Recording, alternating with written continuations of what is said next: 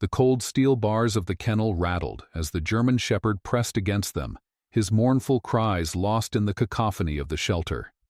The dim fluorescent lights flickered overhead, casting long shadows. His time was running out. Then, footsteps echoed down the corridor. The hum of fluorescent lights buzzed faintly above the rows of kennels, casting pale, flickering glows over the concrete floor. The air was thick with the scent of damp fur, disinfectant, and something unspoken, something heavy, like grief that had settled into the walls. The German shepherd lay curled in the farthest corner of his cage, his body a silhouette of silent sorrow. His name was Max, but no one called him that anymore. To the shelter workers, he was just another dog on the list. He had once known love. He remembered the feeling of warm hands scratching behind his ears, the laughter of the little girl who used to call him her protector. He had once chased sticks in sprawling green fields, barked at the wind, and curled up at the foot of a bed where dreams were woven in soft whispers. But that life had vanished in an instant. One day his family packed their things. Boxes lined the house. The little girl clung to him, sobbing into his fur, but the father's voice had been firm. "We can't take him." The mother had turned away, unable to meet his eyes. Then came the ride. A long drive in the back of a car, his tail wagging uncertainly, nose pressed against the window. They had stopped in front of a strange building with the overwhelming scent of fear. He had hesitated, his paws digging into the pavement, but the leash pulled him forward. The door shut behind him. The girl was gone. His people were gone. And no matter how long he stared at that door, willing them to return, they never did. The shelter was not a home. The cold metal bars confined him to a space too small for dreams. Each passing day, he watched others leave, some with wagging tails, some with bowed heads. Some never came back. He learned not to hope. He learned to lower his head and stay silent, to become invisible in a place where visibility meant life or death.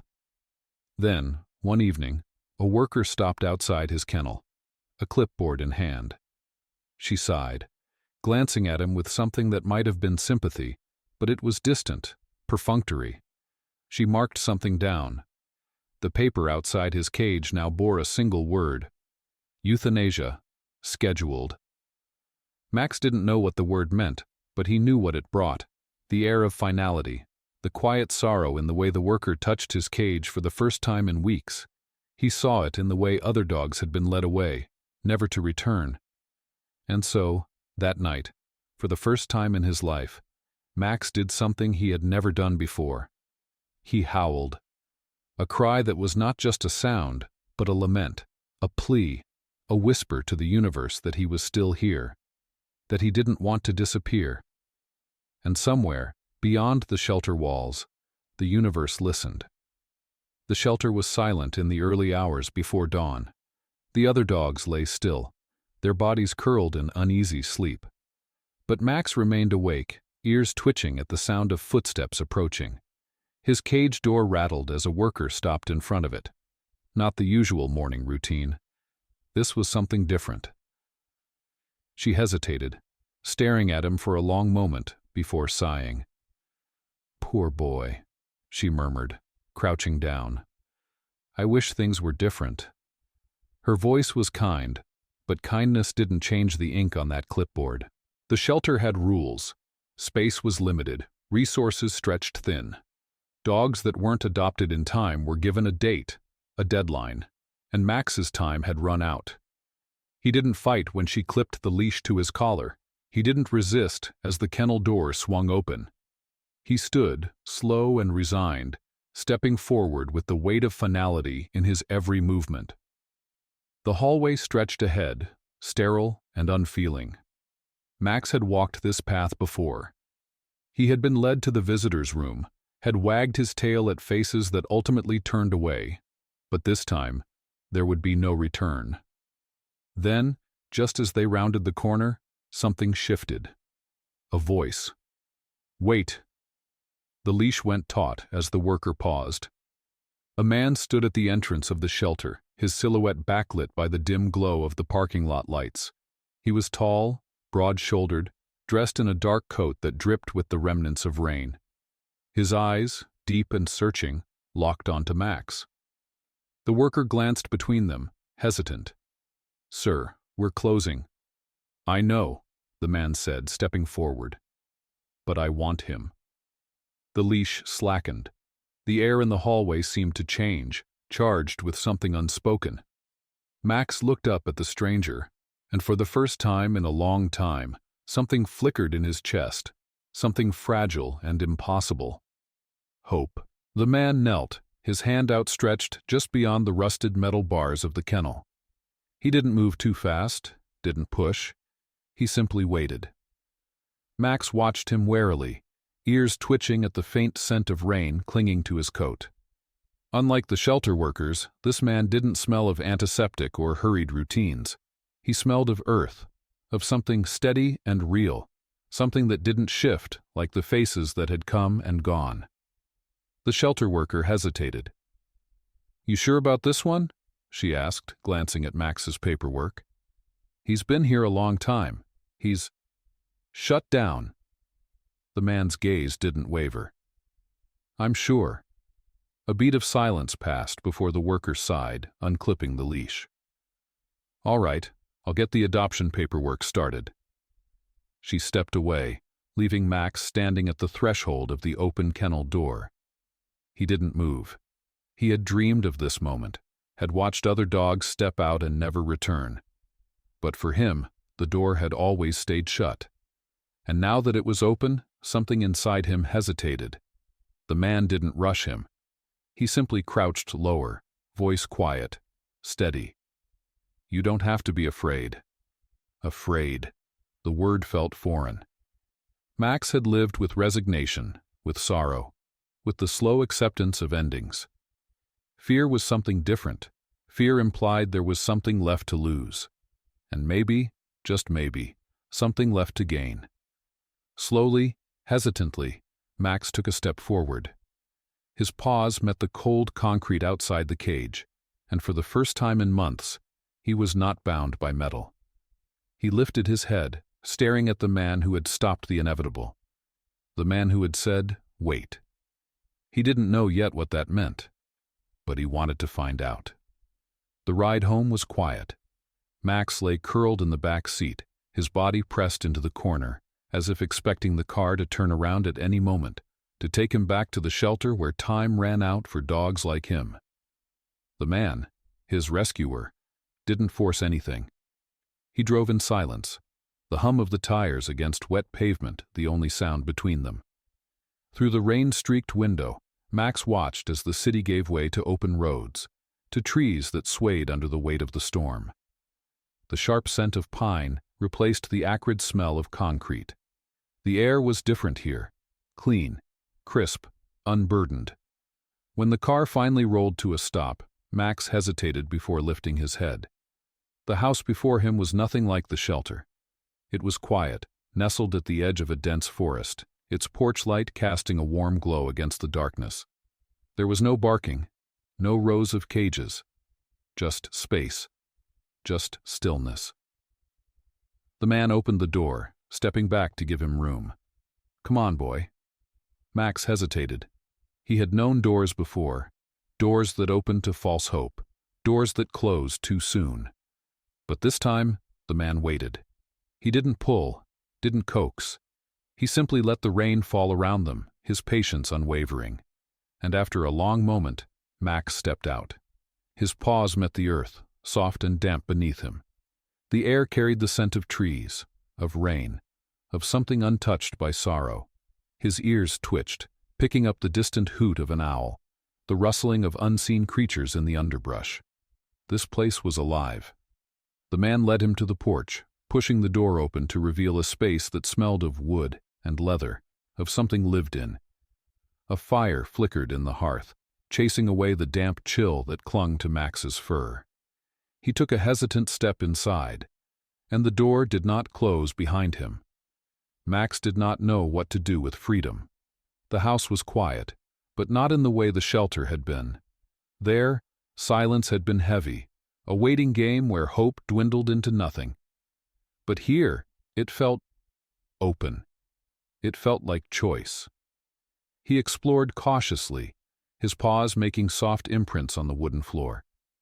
The man moved through the house with ease, unbothered by the storm outside. He tossed his coat over a chair, ran a hand through damp hair, then disappeared into the kitchen. Max stood in the middle of the living room, uncertain. He was not used to choices. He had not been given one in a long time. Then, the man returned. He placed a bowl of water down first, then a plate of food. Not the dry, stale kibble of the shelter, but something warm, something real. Max's stomach twisted, hunger a ghost he had carried for too long. Still, he hesitated. The man noticed. He didn't push. Instead, he sat down on the couch, stretching his legs out with a sigh. "You don't have to rush," he said quietly. "It's yours." Max's ears flicked forward. Mine? The concept was foreign. The idea that something could belong to him, that this place, this warmth, was not conditional. He watched the man for a long time before finally stepping forward. He lowered his head, took a tentative bite. It was the first real meal he had tasted in months. The fire crackled in the hearth, casting shadows along the walls. The rain drummed against the roof, a lullaby of steady rhythm. Max ate slowly, as if afraid it would vanish if he moved too fast. When he was done, the man had shifted, reclining against the couch, his eyes half-lidded with exhaustion. He didn't send Max away, didn't tell him where to go. He simply let the night settle around them. Max stood there for a long time, staring at the space beside the couch. There had been a time when he had curled up at someone's feet, a time when warmth had been something he did not fear losing. He had not let himself believe in that since the day the little girl's hands slipped from his fur, since the shelter doors had closed behind him. But now. The floor was soft beneath him as he lowered himself down. He did not press against the man, did not seek touch. But he stayed close, and when morning came, the door remained open. Max had begun to settle into his new life, but the ghosts of the past still clung to him like a second skin. Days passed in quiet routines. Mornings were filled with the scent of coffee and damp earth as the man, who Max had come to recognize as Daniel, would sit on the porch, staring out at the towering trees beyond the property. Max would sit a few feet away, still hesitant, still waiting for something unseen to take this all away. Trust was not something easily earned. The forest surrounding the house was vast, stretching endlessly beyond the fence line. It was a place filled with scents Max had never known, wild, untamed. Birds called from the branches above, and the wind carried whispers of something older than time itself. Daniel never kept him on a leash. He left the door open during the day, let Max decide where he wanted to be. But Max never stepped beyond the porch. Something inside him feared that if he did, he would find himself back where he had started. And then, one evening, everything changed. The sky had turned a deep shade of gray, the first hints of winter settling over the trees. Daniel had been out in the yard, chopping wood for the fire, while Max lay curled by the door, watching. It was peaceful in a way Max had almost begun to believe in. Then the truck came. Max heard it before he saw it, the growl of an unfamiliar engine, the crunch of tires against gravel. His body tensed before he even understood why. Instinct screamed at him, a deep-rooted fear he couldn't name. Daniel straightened, wiping sweat from his brow as the vehicle pulled into the driveway. The truck was old, rusted at the edges, its headlights casting long shadows against the trees. A man stepped out, his boots heavy against the ground. Max's fur bristled. There was something about the way the man moved, the way his voice cut through the air, sharp, commanding. He wasn't like Daniel. He carried himself differently, with a weight that spoke of authority. "You weren't answering your phone," the man said, arms crossed over his broad chest. His eyes flickered to Max, lingering just a second too long. Daniel sighed. Didn't realize I had to. You know why I'm here. Daniel didn't answer right away. His jaw tightened, a flicker of something unreadable passing over his face. Max stayed low, his ears flattened against his head. He didn't know why, but something about this man made his stomach twist. I'm not giving him back, Daniel said finally. The air between them shifted. The man scoffed, shaking his head. You think you can just take a dog off the list? You know how this works, Dan. Daniel stepped forward, blocking Max from view. He's mine now. The words sent something unfamiliar rippling through Max's chest, a strange, aching warmth, but the man didn't seem impressed. It doesn't work like that. He was scheduled. Paperwork's already been filed. Daniel's shoulders squared. I don't care about the paperwork. For a moment, neither of them spoke. The wind rustled through the trees, carrying the weight of something unsaid. Then the man sighed, shaking his head. You always had a soft spot, he muttered, turning back toward the truck. You want to play house with a broken dog? Fine. But don't come crying when it doesn't work out. The words stung, even though Max didn't understand them fully. The man pulled the truck door open, pausing just before getting in. Just don't forget. Dogs like him don't just forget where they came from. The truck roared to life, its tires spitting gravel as it backed out onto the road. And just like that, he was gone. Daniel stood there for a long moment before exhaling slowly, rubbing a hand over his face. He turned, glancing at Max. You okay, boy? Max didn't know how to answer that. Because something had shifted. And for the first time since leaving the shelter, fear had found him again. The conversation with the man had left a crack in something fragile. Max didn't know why, but unease settled deep in his bones after that night. The fear of losing this quiet, this space, this safety, wrapped itself around him like an old wound reopened. He found himself flinching at shadows again, stiffening at the sound of passing cars. The thought of stepping outside the fence filled him with something cold, something paralyzing. Daniel noticed. He never forced Max to do anything, never raised his voice or made demands, but the concern in his gaze was unmistakable. One morning, as the sun crept lazily over the treetops, Daniel crouched beside Max on the porch. I don't know what they did to you, he murmured, his voice steady, calm. But I do know one thing. Max's ears flicked toward him. You don't have to be afraid anymore. But that was the problem, wasn't it? Fear didn't just vanish. It lingered. It settled into bones, into memory. It whispered that peace was temporary, that safety was an illusion. And so, when night fell, Max found himself pacing by the door, unable to rest. Then, a sound. It was distant, carried by the wind. A rustling in the trees, the snap of a twig underfoot. Max froze. His body went rigid, instincts flaring to life. Something was out there. His heart pounded against his ribs as he crept toward the edge of the porch, nose twitching against the sharp chill in the air. He knew this feeling. It was the same one he had felt in the shelter when the clipboard had sealed his fate. A presence, a shift in the air. Then, a voice. Low, muffled. Max's breath hitched. He turned sharply, ears straining against the darkness. Daniel was inside, unaware, asleep. Max stepped forward. He didn't want to. Every part of him screamed to retreat, to press himself against the familiar safety of the walls, but something deeper, something older, urged him on. His paws met the earth, one step, then another. The trees loomed, their branches clawing at the sky. Shadows danced between them, shifting with the wind. And then, a figure. Max's body tensed, muscles coiling. The man from before stood at the edge of the property, half shrouded in darkness. Max didn't move. The man exhaled, slow and deliberate. I knew it, he murmured. Dogs like you, always looking over their shoulder. Max's lips curled back instinctively, a low growl vibrating in his throat. The man smirked. "Let's see what you do when you're not protected." Then, he took a step forward.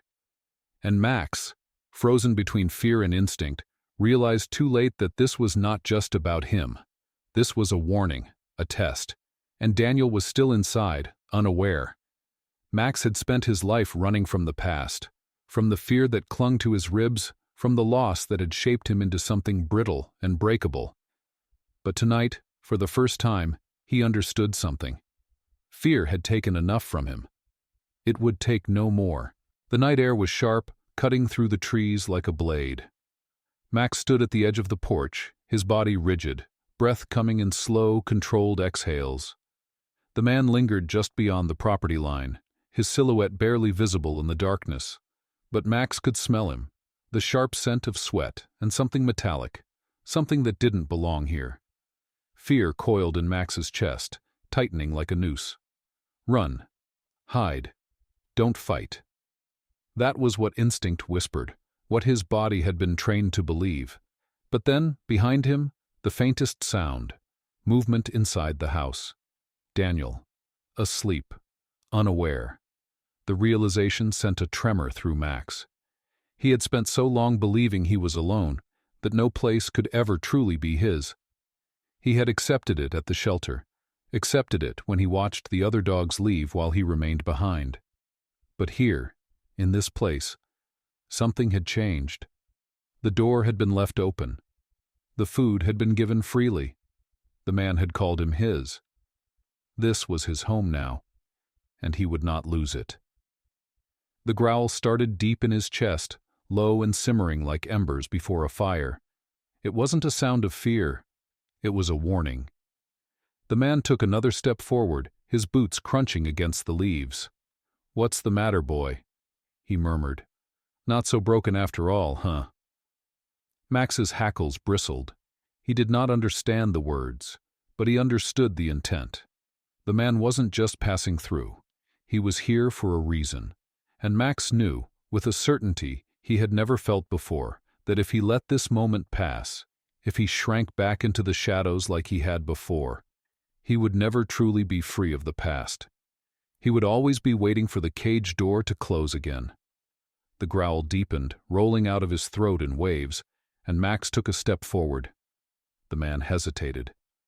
Good. Max bared his teeth, lips curling back in silent defiance. He was no longer the dog cowering in the shelter, waiting for fate to decide his end. He was no longer waiting for someone to choose him. He had already been chosen. The man clicked his tongue, muttering something under his breath. Then, with a final glance toward the house, he turned and melted back into the darkness of the trees.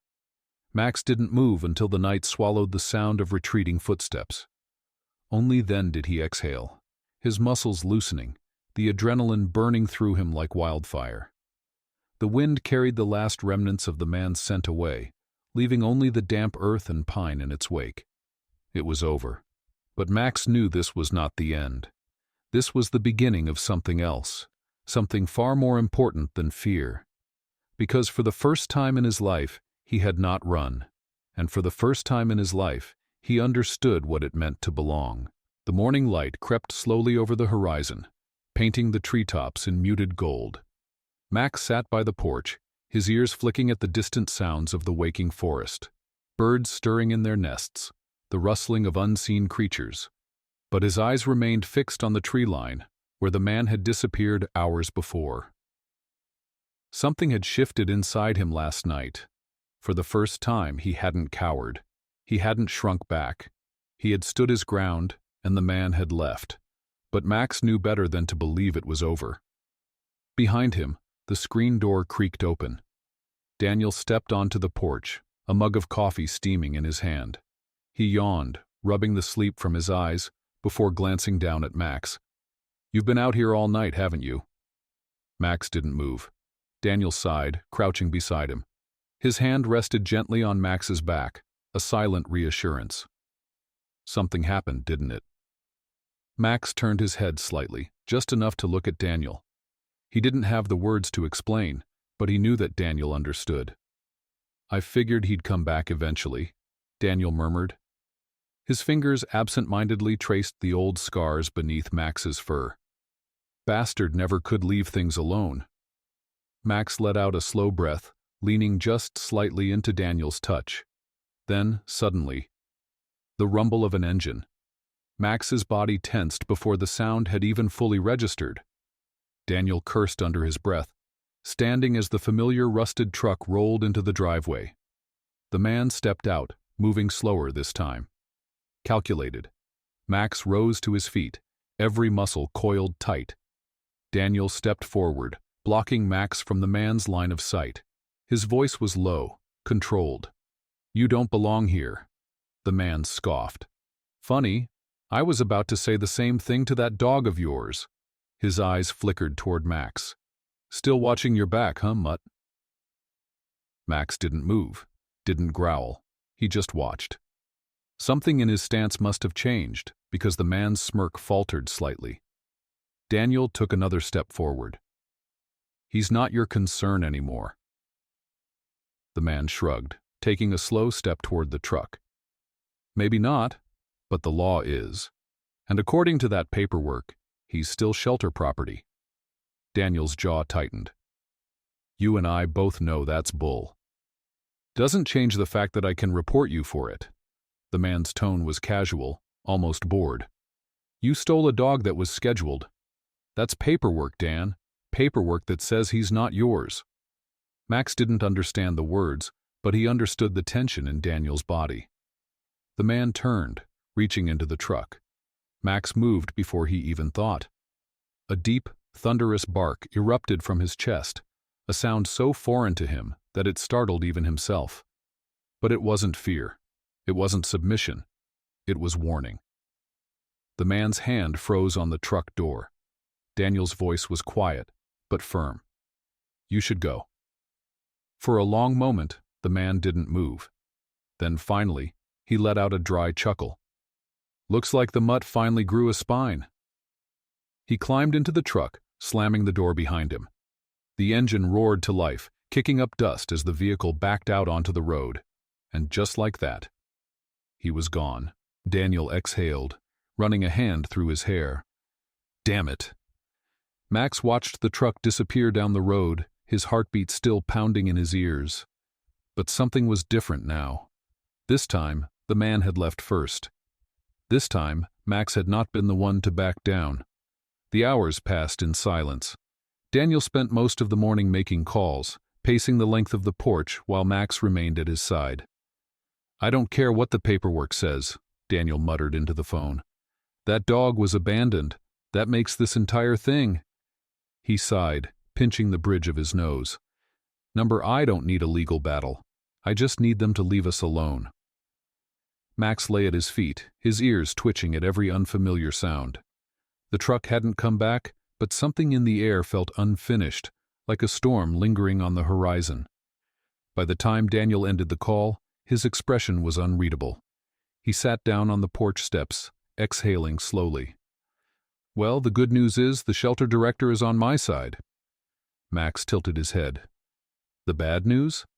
Daniel let out a dry laugh. "It doesn't really matter." Max didn't understand the laws that governed human decisions, but he understood the way Daniel's hands curled into fists, the way his voice carried exhaustion. He understood what it felt like to be powerless. For a long time, neither of them moved. Then, as if sensing something unseen, Max lifted his head. The wind had shifted. Something was coming. Daniel must have felt it too, because he pushed himself to his feet, eyes narrowing as he scanned the tree line. "Stay here," he murmured. Max didn't move as Daniel disappeared inside the house, but his muscles were taut, every part of him waiting. Minutes passed. Then, a sound. Footsteps, slow, deliberate. Max's ears flicked toward the noise, his body lowering instinctively. Then he saw him. The man had returned, but this time he wasn't lingering at the edge of the property. He was inside the fence. Max's blood turned to ice. The man took another step forward, his eyes gleaming in the fading light. "There you are," he murmured. Max's lips curled back. He didn't know why the man had come back. He didn't need to. All he knew was that he was done being afraid. The man moved, too fast, too sure, reaching out as if he could take something that did not belong to him. Max lunged, not out of panic, not out of fear, out of something deeper, something final. His body collided with the man's, a snarl ripping from his throat. They hit the ground hard, the impact knocking the breath from both of them. The man cursed, struggling beneath Max's weight, but Max did not let go. Teeth bared, ears pinned, he pressed down, his growl vibrating against the man's throat. "I am not yours to take." A shout, Daniel's voice, a scuffle, a sharp curse. Then, a sudden stillness. Max barely registered the sound of footsteps retreating, the way the man scrambled to his feet and staggered backward, clutching his arm. He barely noticed the way Daniel stepped between them, his own body coiled with fury. Because for the first time in his life, Max was not the one retreating. He was the one standing his ground. The man, his face twisted in something between anger and disbelief, stumbled toward the fence, spitting a curse before vanishing into the trees. Silence. Max remained where he was, his body still trembling, his breath coming in slow, measured gasps. Then, a hand. Daniel's fingers brushed against his fur, grounding him. Max turned, meeting his gaze, and there, in Daniel's eyes, was something Max had never seen before. Pride. "You did good, boy," Daniel murmured. Max exhaled, and for the first time in his life, he believed it. The night was still. The trees whispered in hushed tones as the wind moved through them, carrying the last remnants of a storm that had passed both outside and within. Max remained where he was, his paws planted firmly in the damp earth, his ears twitching at the unfamiliar feeling coursing through him. It wasn't fear. It wasn't uncertainty. It was peace. For the first time in his life, the ground beneath him didn't feel temporary. The air around him didn't feel heavy with waiting. There was no leash, no cage, no deadline stamped on a clipboard that determined whether he lived or died. For the first time, he belonged. Daniel let out a breath beside him, rubbing a hand over his face before chuckling softly. "I don't know if I should be proud of you or scared of you, boy." Max tilted his head, eyes locked onto him. Daniel shook his head, staring out into the tree line where the man had disappeared. "You stood your ground." His voice was quiet, almost in awe. "I don't know if you even realize what that means." Max didn't fully understand, but he felt it, felt the shift, the weight that had lifted from his chest. He had spent so long being afraid, of people, of places, of change. But he wasn't afraid anymore. Daniel let out another sigh and stood, stretching his arms over his head before looking down at Max. "Come on, let's get inside." Max hesitated only for a second. Then he followed. The warmth of the house enveloped him the moment he stepped inside. The fire in the hearth had dimmed, but the embers still glowed, casting flickering shadows along the wooden walls. Max padded slowly through the living room, his claws clicking softly against the floorboards. His body was still tense with the remnants of adrenaline, his mind still replaying the moment over and over. The man, the warning, the way he had lunged without hesitation, the way Daniel had stood beside him.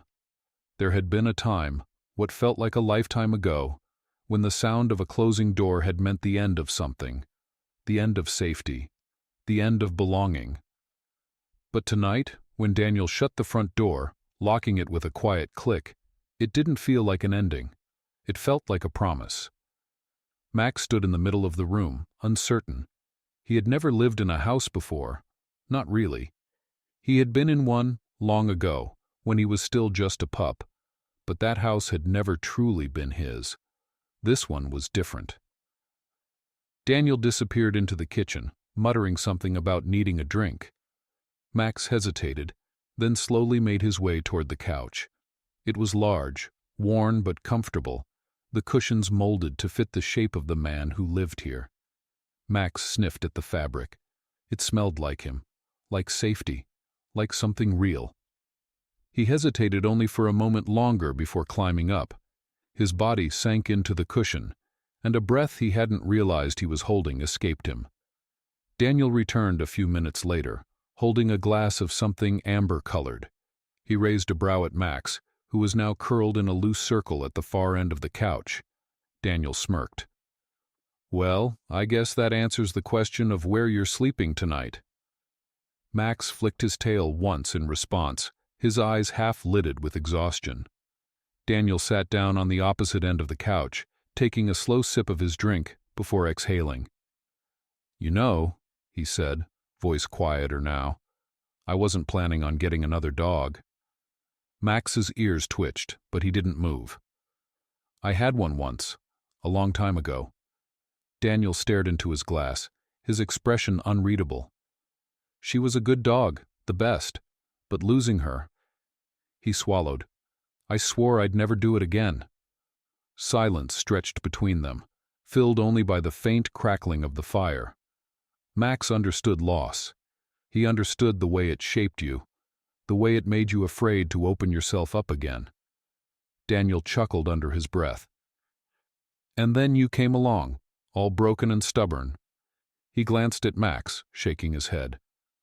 "I should have known better than to think I could keep my distance." Max let out a soft sigh, his body fully relaxing against the cushion. Daniel watched him for a long moment before shaking his head.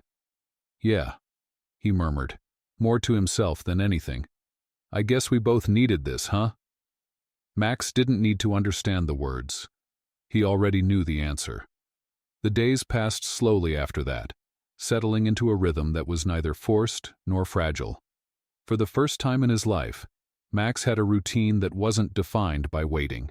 He woke up to the sound of birds chirping just outside the window, the scent of fresh air drifting in through the open door.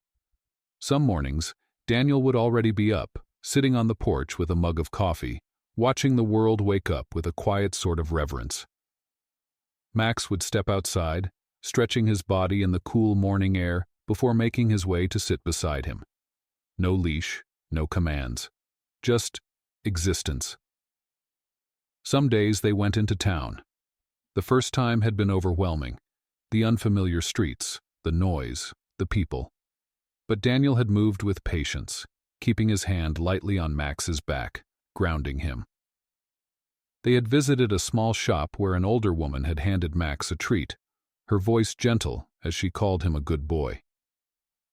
Max hadn't known what to do with the kindness at first, but as the days stretched into weeks, he began to trust it. The fear, the uncertainty, it had not disappeared completely.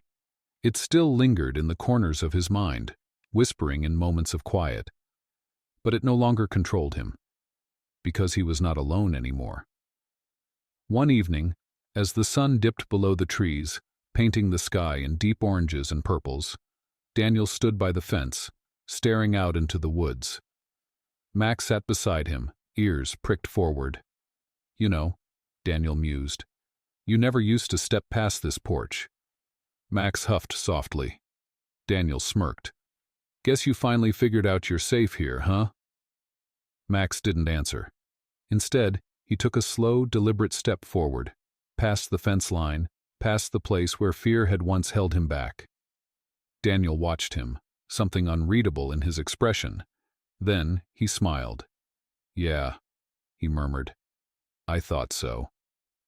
Max lifted his head, taking in the scent of the wind, the trees, the earth beneath his paws.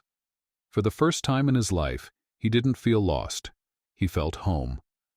Sometimes, the ones who have been abandoned, who have been left behind, are the ones with the strongest hearts. Max's journey wasn't just about finding a home. It was about learning that he was worthy of one. How many others like him are still waiting? How many stories are left unfinished? If this story moved you, consider opening your heart to a shelter dog. They aren't just looking for a home. They're looking for a reason to believe again. Like, comment, and subscribe if you believe every life deserves a second chance. Because sometimes, saving them saves us too.